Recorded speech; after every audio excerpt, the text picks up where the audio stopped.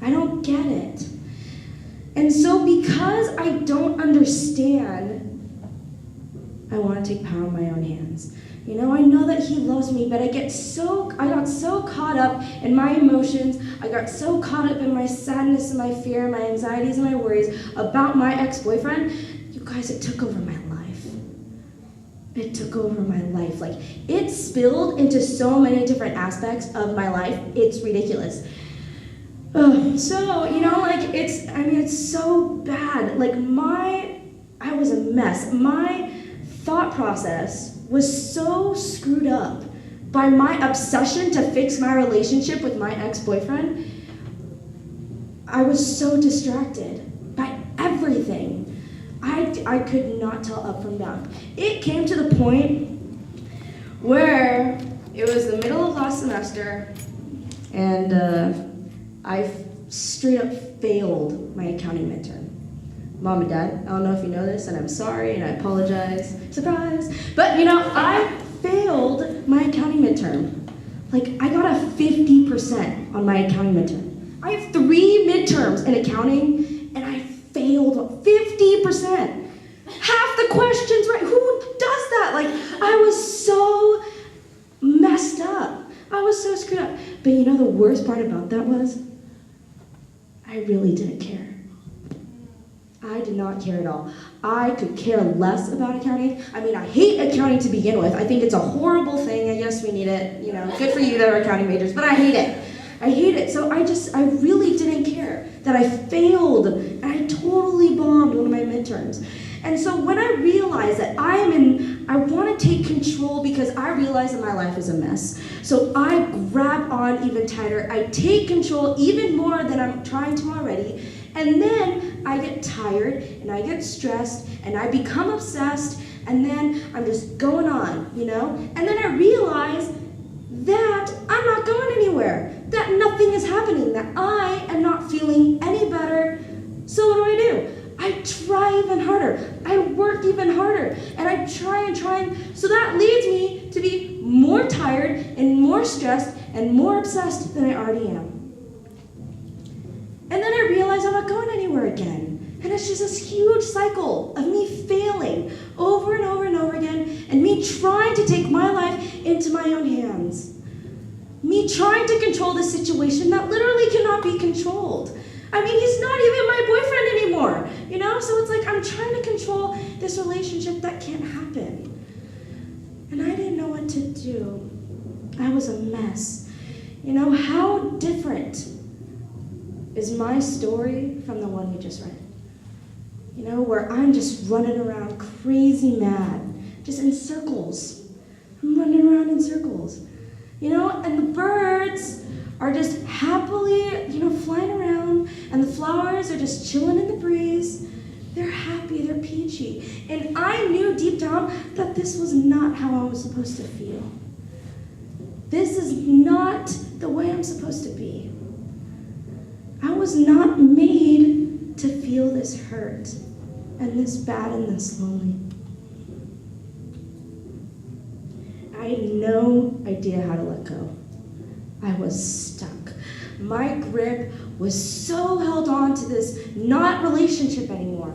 This controlling thing that I tried so hard to win him back, so hard to get this thing under my belt, that I literally had no idea how to let go of it.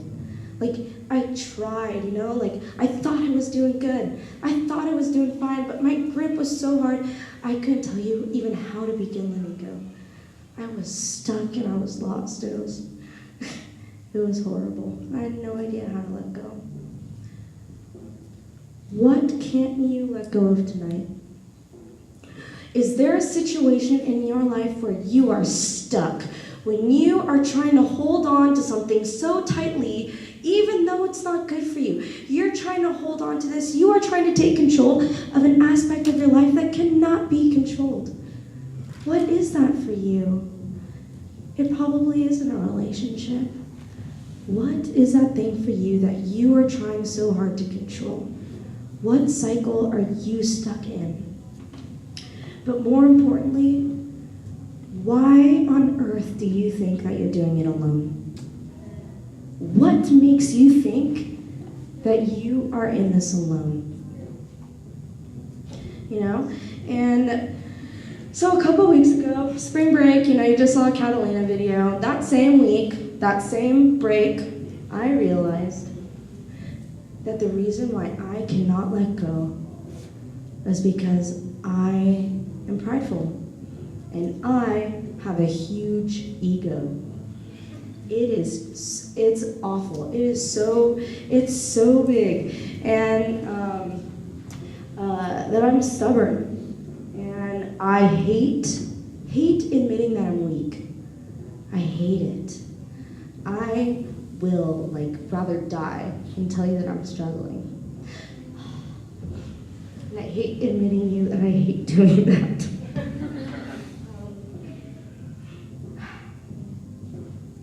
It sucks. Because I want to take control over everything. I don't need anybody's help. I'm fine. I got this. I'm good.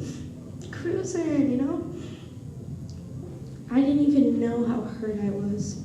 And I didn't even know what I was doing. I was so stuck in myself.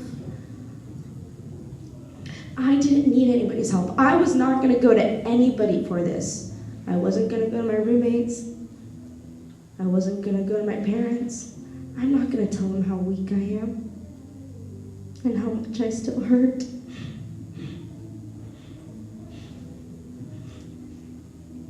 I refuse. So it got to the point where I was trying to do everything on my own. I don't need anybody's help. And I don't need God's help. So by believing that we can control our lives, and by believing that we are better to figure this out by ourselves, we make God smaller than our smallest problems.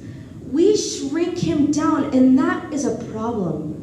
That is a huge problem. Because we are purposefully separating ourselves from God. Purposely doing that. Next slide. Oh, there's my cycle. Gosh, I stink at this.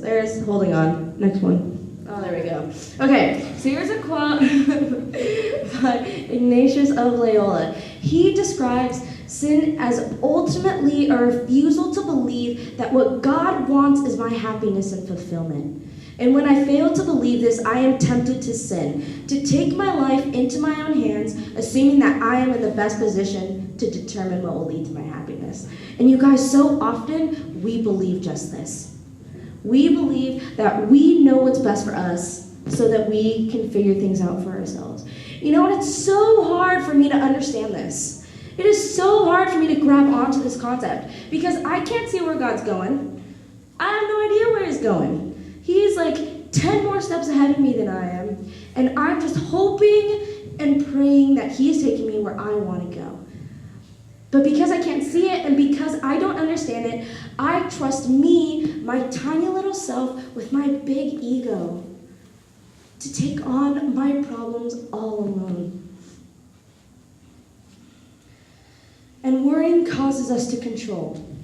To take control. And we are not supposed to live this way. We are not supposed to live this way with stress and worries and anxieties. We were not made this way.